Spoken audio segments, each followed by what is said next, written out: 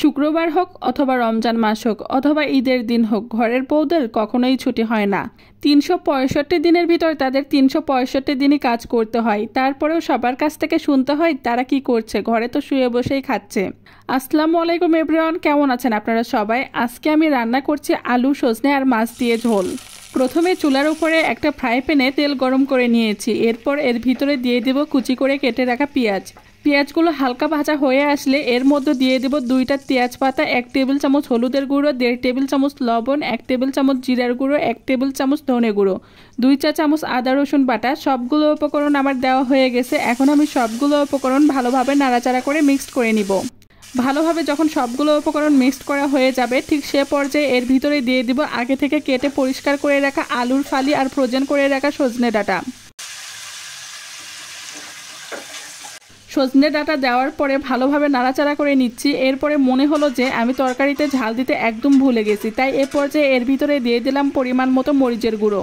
মরিচের গুঁড়ো দেওয়ার পর ভালোভাবে নাড়াচাড়া করে মিক্সড করে নিচ্ছি, কারণ এটা আমি অনেক পরে দিলাম, তাই ভালোভাবে যেন সবগুলো উপকরণ মিক্সড হয়। সবগুলো উপকরণ আমার ভালোভাবে মিক্সড করা হয়ে গেছে। এখন আমি এগুলোকে রান্না করার জন্য পরিমাণ মতো পানি দিয়ে দিলাম।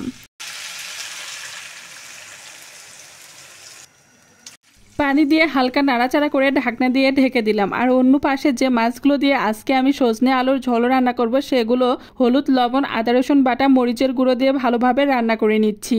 রান্না হয়ে আসলে তরকারিতে মাছগুলো দিয়ে দিব। ঝোলে মাছ দেওয়ার পর ঝোলটা বেশি নাড়াচাড়া করা যাবে না, কারণ মাছগুলো ভেঙে যাবে।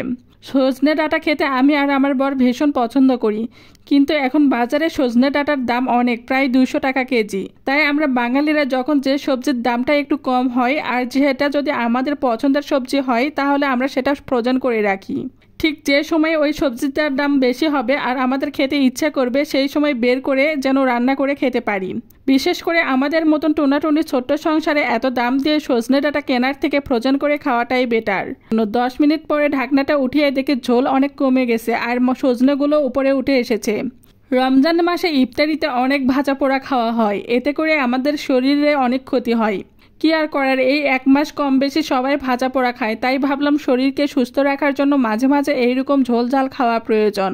বিশেষ করে যাদের জ্বর হয়, খাওয়ার রুচি থাকে না, তারা যদি সজনে ডাঁটা চিবিয়ে চিবিয়ে খায়, এতে করে মুখের তেতো ভাবটা চলে যায় আর খাওয়ার প্রতি রুচি চলে আসে। শুধু তাই নয়, এটা কিন্তু আমাদের চোখেরও অনেক উপকার করে।